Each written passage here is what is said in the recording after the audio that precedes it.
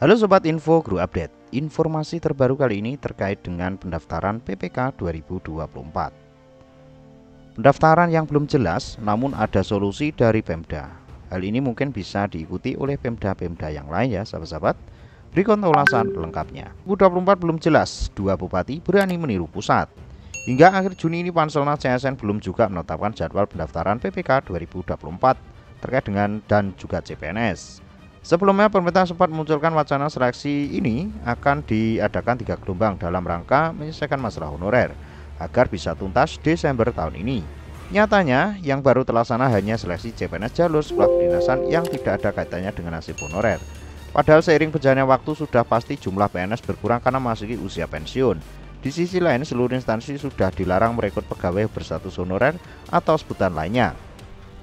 Hal ini termaktub pada pasal 66 UU nomor 20 tahun 2023 tentang ASN menyatakan pegawai non-ASN atau nama lainnya tidak boleh diikutkan lagi atau wajib diselesaikan penataan paling lambat Desember 2024.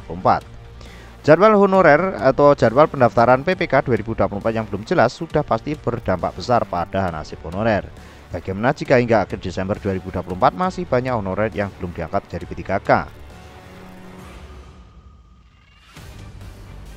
Wacana pengangkatan sebagian honorer menjadi P3K part-time agar masalah tuntas Desember 2024 hingga saat ini juga belum jelas bagaimana mekanismenya. Wajar saja jika sudah ada beberapa Pemda yang pesimistis masalah honorer bisa tuntas di akhir tahun 2024. Misalnya saja pemerintah Kabupaten Tulungagung, Jawa Timur yang malah menargetkan persoalan honorer bisa dituntaskan bertahap hingga 2027. Tahun ini ada sekitar 594 rekrutmen P3K dan CPNS, hingga tahun ini sisa sekitar 3.400-an honorer.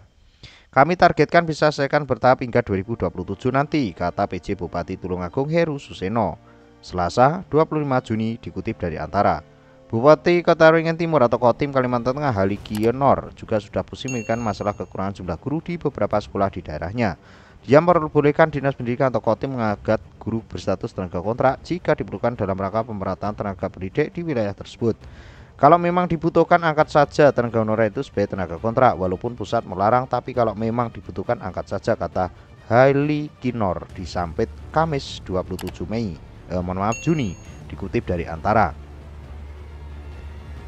Tak bisa dipungkiri bahwasanya kekurangan guru, khususnya guru ya sahabat-sahabat, di beberapa daerah di Indonesia itu memang banyak sekali, karena memang untuk beberapa bulan akhir ini juga banyak yang usia pensiun ya sahabat-sahabat. Haligionor merupakan salah satu kepala daerah yang berupaya mempertahankan tenaga kontrak demi memenuhi kebutuhan SDM di Kotim. Bahkan dia sempat mengirimkan video kepada Menpan RB akan memberikan kelonggaran bagi daerah yang masih membutuhkan tenaga honorer atau kontrak.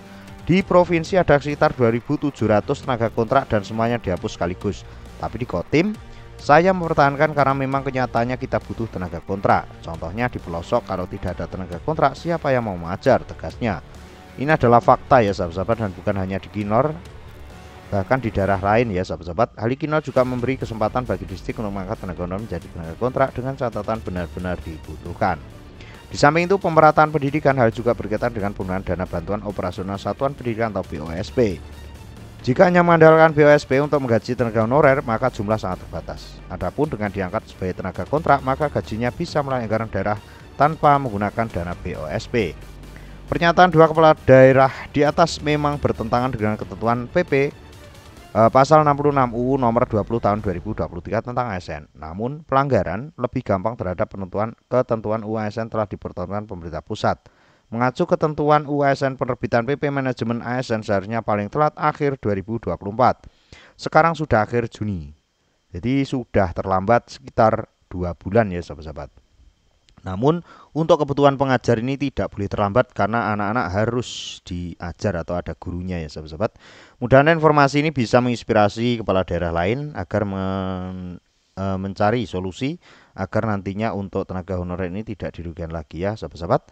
Mudah-mudahan informasi ini bisa bermanfaat. Pantau informasi terbaru hanya di Info Guru Update. See you next time. Pantau informasi terbaru hanya di ASN News. See you next video.